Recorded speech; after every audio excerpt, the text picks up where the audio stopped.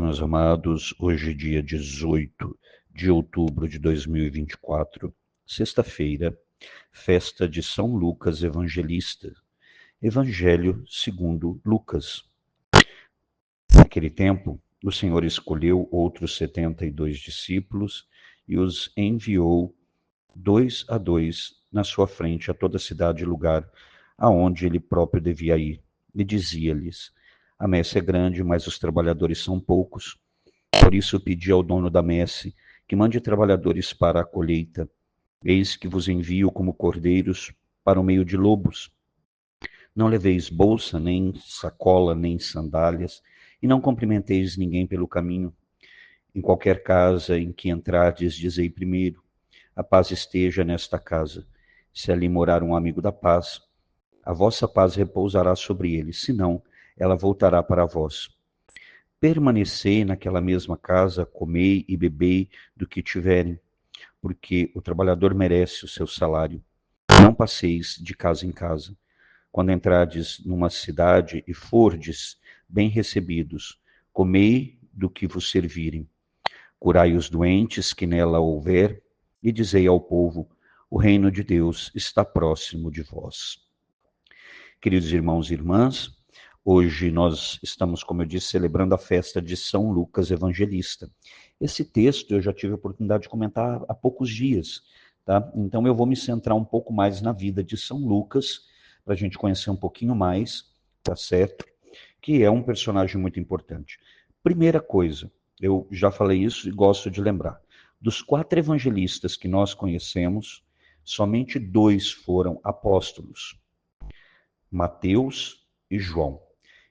Em relação a Marcos e Lucas, eles são somente evangelistas, discípulos de Jesus, mas não apóstolos, eles não estão na lista dos 12 apóstolos.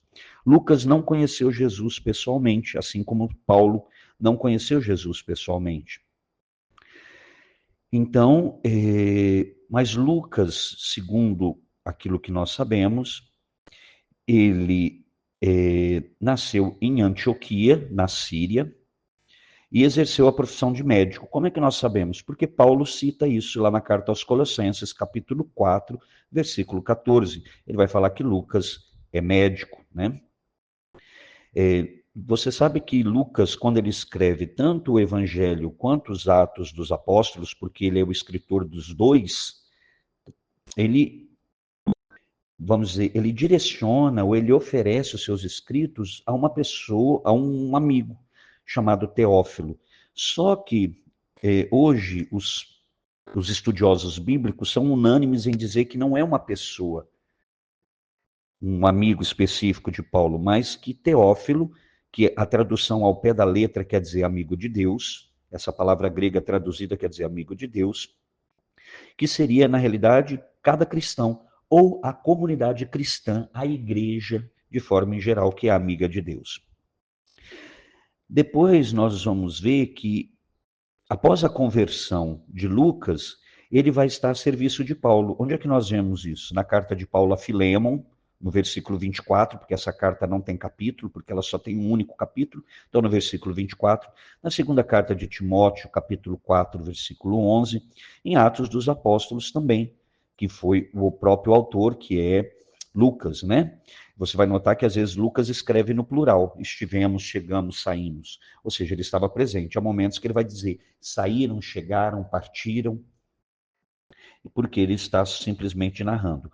Mas nós vamos ver em Atos 16, versículos 10 a 17, também Atos 20, versículo 21, e Atos 28, que vai, né, ali demonstrando que ele acompanhou Paulo provavelmente até os últimos dias dele. Por quê? Porque na segunda carta de São Paulo aos Coríntios, que ele já escreve na prisão, no capítulo 4, versículo 11, ele vai falar exatamente isso. Ele vai dizer que todos o abandonaram, só Lucas está comigo.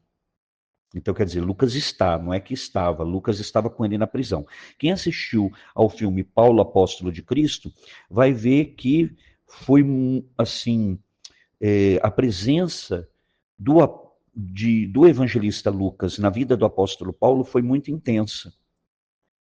Agora, Paulo escreve esta carta, como eu já disse, a segunda carta a Timóteo, já quase no final da sua vida, um pouco antes de morrer, ali derramando o seu sangue.